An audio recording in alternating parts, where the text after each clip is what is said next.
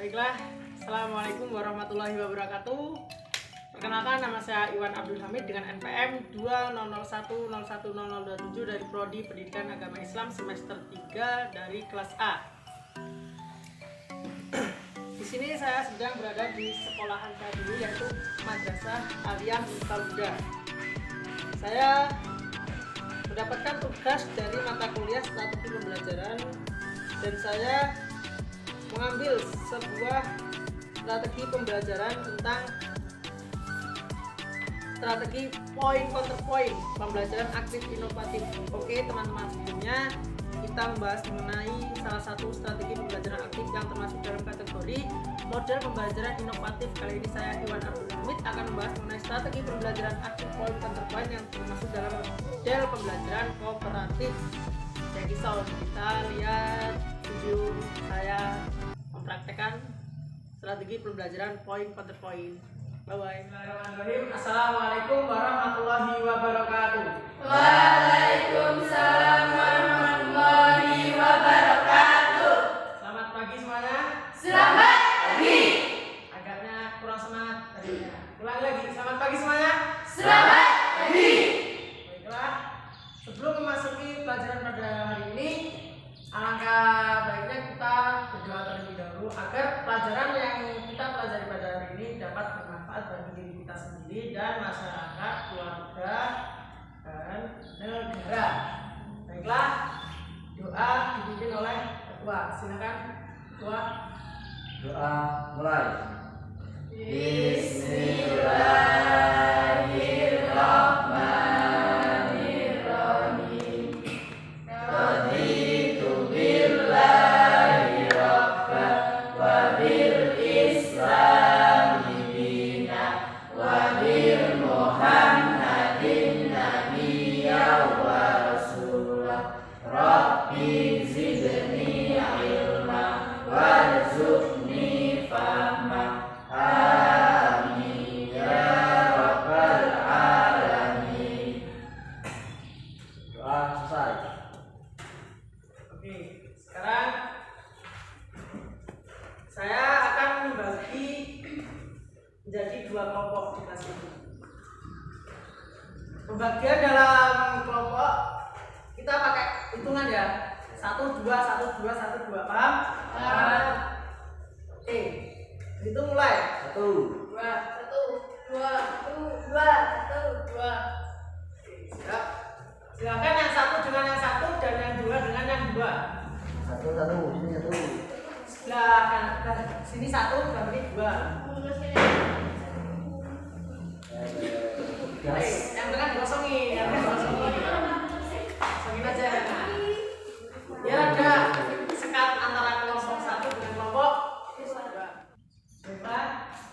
Di sini saya akan memberikan satu isu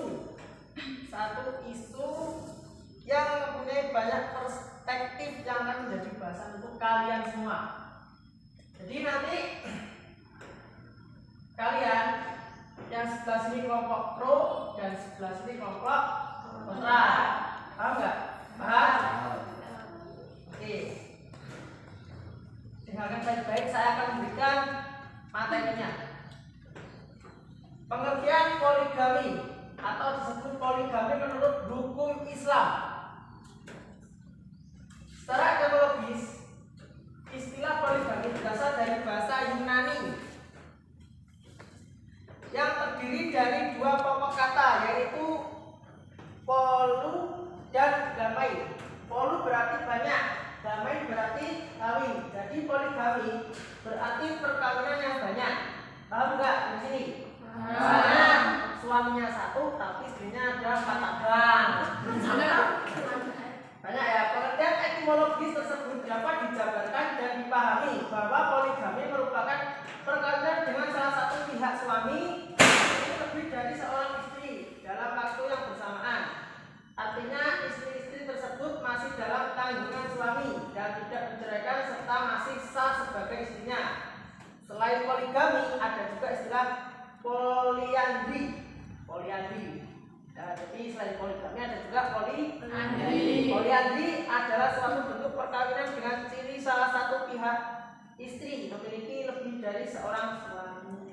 Jadi ada juga istri satu, suaminya cabang 4. Seorang suami dalam waktu bersamaan dibandingkan poligami lebih banyak dipraktekkan dalam kehidupan masyarakat, yang apalagi di Indonesia ya. Secara kita pasti ada lah.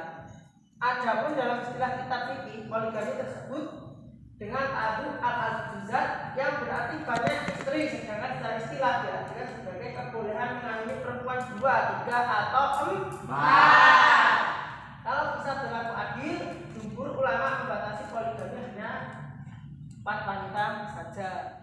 Oke, lanjut. Kita masuk ke poin kedua, yaitu dasar hukum poligami.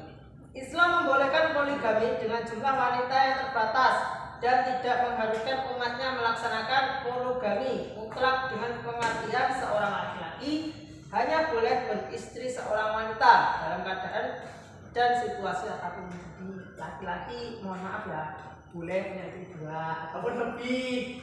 Nah, cewek atau wanita juga bisa punya suami 1 atau 2, itu disebut juga poliandri. Menganut sistem monogami dengan memberikan kelonggaran dan dibolehkannya poligami terbatas, pada prinsipnya seorang laki-laki hanya memiliki seorang istri dan sebaliknya seorang istri hanya memiliki seorang suami. Boleh beristri banyak dan bersuami bercabang banyak, tapi harus adil ya. Masuk lagi poin ketiga, tujuan dibolehkannya poligami. Sebagaimana keterangan di atas bahwa ayat poligami diturunkan setelah kekalahan umat Islam dalam perang Uhud. Sejarahnya, dalam perang tersebut banyak sahabat yang gugur dan mati syahid. Mereka meninggalkan anak-anak yatim yang masih membutuhkan belas kasih sayang dan pemeliharaan dari orang tua yang menjamin kehidupannya. Demikian pula, mereka meninggalkan janda-janda yang merasa kesulitan menanggung biaya hidup mereka sendiri, pemeliharaan terhadap anak yatim yang ditinggalkan oleh suami. Perkawinan menjadi salah satu solusi untuk memecahkan masalah tersebut, yaitu dengan poligami. Beristri 4, 2, 3, 4. Batasnya cuma 4 ya. Nanti kalau banyak-banyak belum bagi duitnya. Tujuan poligami dapat dilihat pada praktek poligami yang dilakukan Rasulullah Shallallahu Alaihi Wasallam. Beliau menikahi istri-istrinya tidak hanya bertujuan memenuhi hasrat biologis semata, melainkan untuk membantu menghilangkan kesulitan yang dialami para wanita yang kemudian menjadi istrinya. Kalau Rasulullah orang yang tamak dan ragu terhadap perempuan, maka beliau tentu tidak akan menikahi perempuan-perempuan yang kebanyakan sudah janda, bahkan sudah berumur dan tidak muda lagi, serta tidak menguntungkan secara ekonomi.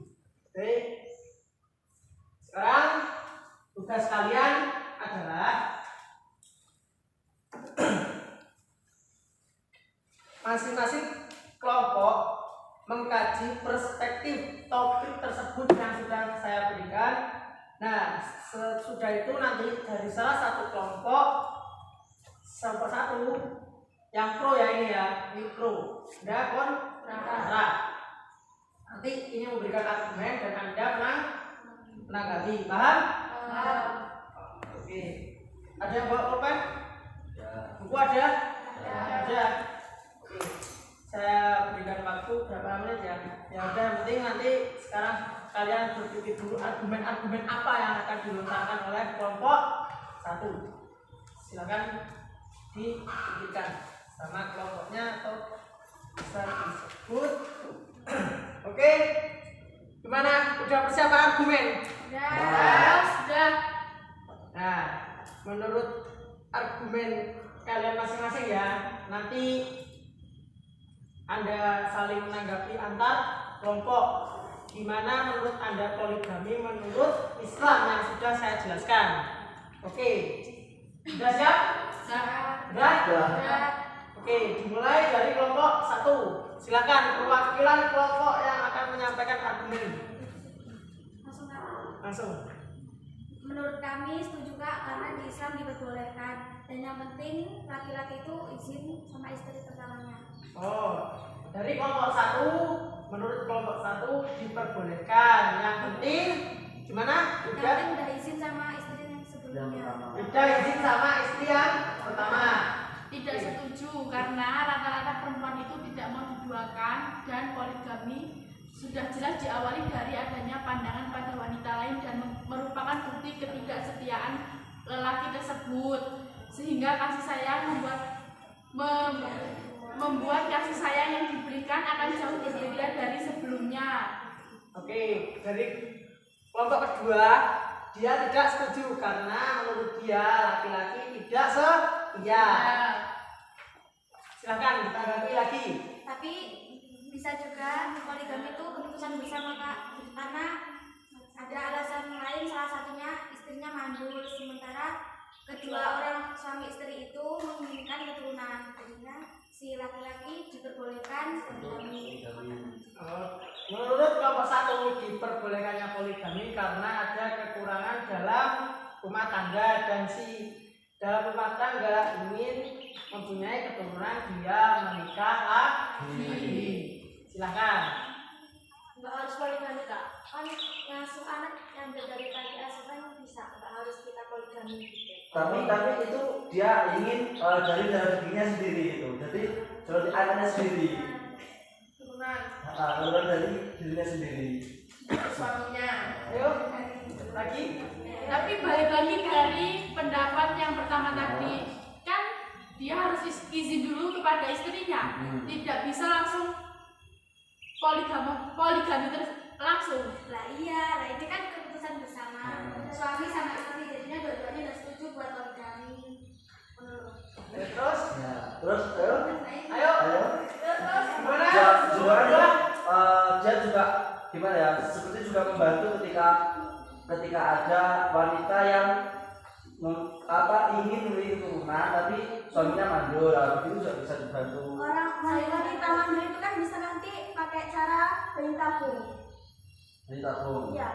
Tapi kan biasanya bayi tabung itu dilarang di dalam agama Islam. Jadi dia menginginkan laki-laki kan menginginkan anak dari dirinya sendiri itu, dari dagingnya itu. Jadi bisa juga menggunakan poligami. Ayo lagi. Kelompok dua sekarang. Menurut MUI diperbolehkan karena hukumnya mubah. Tapi Para ulama itu melarang melakukan bayi tabung karena itu biasanya digunakan di wanita lain. Oke. Kita kayaknya udah keluar dari jalur pembahasan karena pembahasan kita yang pertama poligami menurut hukum Islam. Nah, merebet malah sampai ke bahkan bayi tabung. Nah, ini ada topik lagi, tadi kan poligami. Yang kedua sekarang poliandri yang sudah saya jelaskan tadi. Gimana poliandri? Ada yang paham tadi? Poliandri itu wanita memiliki banyak suami. Nah, wanita memiliki banyak suami. Menurut Anda bagaimana? Boleh atau tidak? Nggak boleh. Nggak boleh. Boleh. Karena apa? Karena berarti dia matre, dia meminta banyak material nafkah dari banyak laki-laki. Banyak laki-laki. Tanggapi, gimana menurut argumen Anda? Menurut kelompok satu, matre. Enggak semua wanita seperti itu. Terkadang wanita kan mencari kepuasan terhadap laki-laki lain. Ya, Sehingga wanita tersebut mencari pasangan lagi. Nah, tapi kan bisa juga laki-laki satu itu dia kan bisa diamnya baik-baik. Nanti gimana untuk mencari kepuasan itu? oke. Lanjutkan, siapa yang menggantikan Muna untuk berargumen lagi? Silakan. Dibolehkan karena suami tidak bisa memenuhi kebutuhan hidup istrinya. Dibolehkan karena suami tidak memenuhi kebutuhan hidup istrinya. Dibolehkan poliandri. Oke, tanggapan lagi. Menurut Islam tidak memperbolehkan poliandri karena dikarenakan munculnya masalah dalam menentukan ayah dari anak yang dikandung sang istri. Nah, gimana suami itu anaknya siapa? Ada suaminya nggak ada. Suaminya gimana? Gimana? Berarti nggak boleh. Sudah boleh. Gimana? Sudah mentok? Silakan. Oke. Terima kasih untuk kalian semua.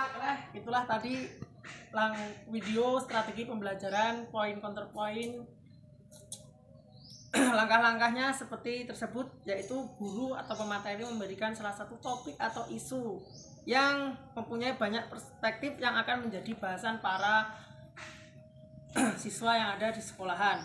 Nah, dalam strategi tersebut ada kelebihannya. Yang pertama, siswa dituntut untuk aktif, dan kedua, siswa dituntut untuk berpikir secara kritis mengenai isu yang ada dalam bahasan kelompok dan melatih siswa untuk memaparkan hasil diskusinya.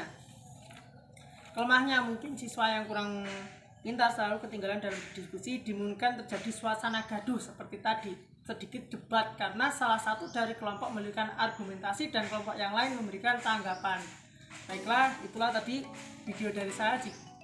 Jika ada kesalahan, saya mohon maaf yang sebesar-besarnya. Kepada Allah saya mohon ampun.